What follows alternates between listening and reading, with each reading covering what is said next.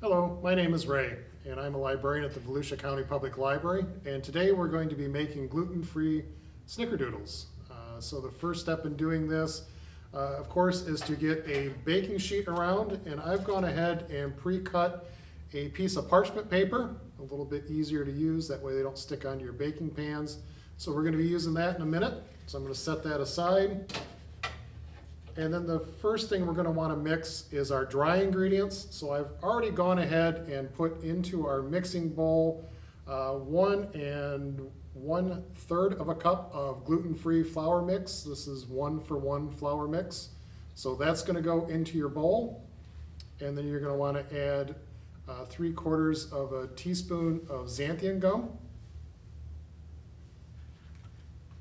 And you're going to add half a teaspoon of baking soda, 3/4 of a teaspoon of cinnamon. You're going to add 1 teaspoon of cream of tartar,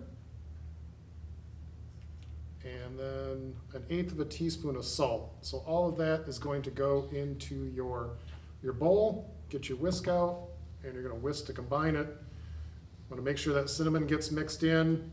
Make sure that there's no lumps in your flour mix. And that looks pretty good right there, so you can see it's all come together. And we're going to set this off to the side. And now we're going to do our wet ingredients. And believe it or not, sugar is considered a wet ingredient. So we have 3/4 of a cup of granulated sugar. To that, we are going to add 6.5 tablespoons of softened butter. This has been sitting out for a while, so it's nice and soft, a little bit easier to work with. So that will go in, and we'll just kind of cut that butter in. And while I'm doing that, I'll be back in a minute. So we've cut the butter into the sugar, as you can see, and now we're ready to add our final 2 ingredients. That's going to be 1 egg, and then 1 teaspoon of vanilla.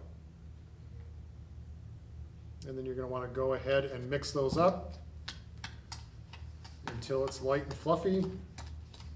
So we've blended together the wet ingredients. It's fluffy, the butter, it's changed a little bit of color from what it was before. It's a really light yellow instead of the darker yellow from the egg and the butter. So we're going to take our wet and put it into the dry ingredients. And then we're going to mix those together.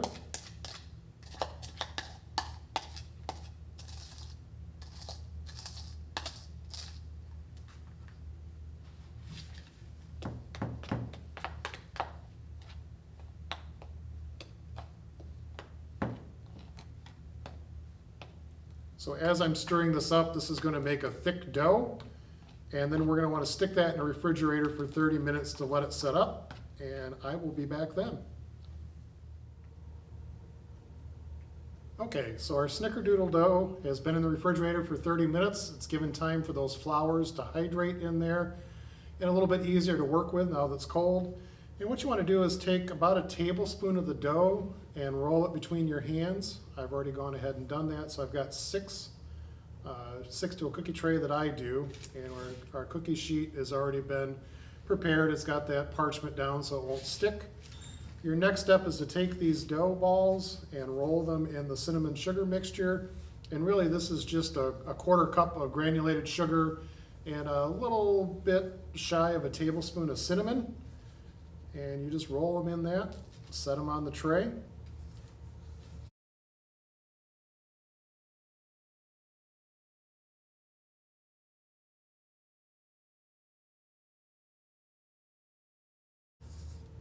And then once that's done, your final step is to just push them down so they're little discs instead of little balls.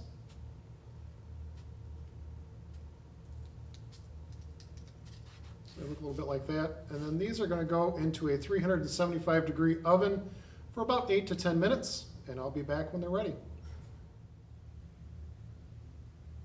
So our Snickerdoodles have come out of the oven, again 375 degrees for about 8 to 10 minutes. I think these were in there for about 9, and now comes the best part, you get to try them.